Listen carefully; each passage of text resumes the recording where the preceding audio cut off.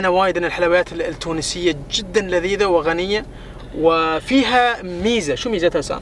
ميزتها انه ما بتعتمد بشكل رئيسي، تفاجأنا ان هي لا على الطحين مثل ما هو معروف عن الحلويات ولا على الزبدة، من 3 انواع من المكسرات: الاخضر الفستق، الابيض اللوز، والبني اللي هو الفول السوداني. يا اخي لذيذة خفيفة. مكسرات مع الشوكولاتة اللي هي الكاكاو. هيك لذيذة شكلها يعني وايد شدتها صراحة، حلوة.